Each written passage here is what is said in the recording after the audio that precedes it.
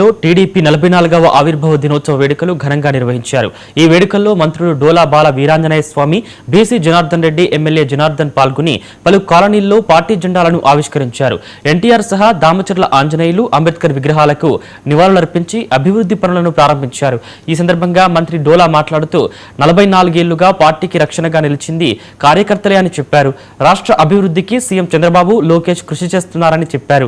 కొండపి నియోజకవర్గంలో రోడ్లు, ప్రాజెక్టులకు భారీ నిధులు మంజూరు చేసి అభివృద్ధి చేపట్టామని పేర్కొన్నారు. మన గవర్నమెంట్ టెండర్ పిలిచారు. ఇలా పేదవాడికి ఇల్లు ఇవ్వాలి, పేదవాడికి అన్నం పెట్టాలి, పేదవాడికి బట్టలు ఇవ్వాలని చెప్పేసి ఆ నినాదంతో పార్టీని తీసుకొచ్చారు. పార్టీ పెట్టిన అనతి కాలంలోనే 9 నెలల అధికారంలో రావడం జరిగింది.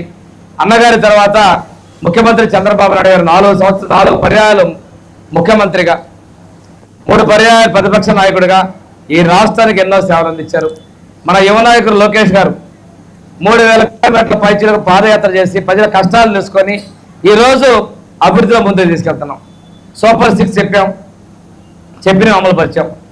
ఆ రోజు 200 రూపాయలు పెంచిన 2000 చేసినా, 2000 4000 చేసినా చంద్రబాబు నాయుడు గారే చేశారు.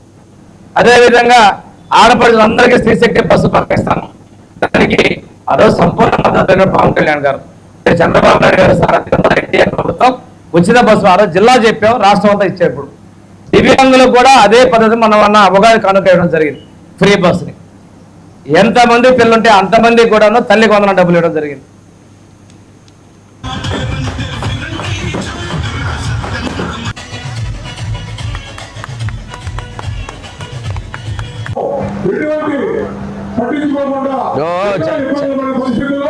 చంద్ర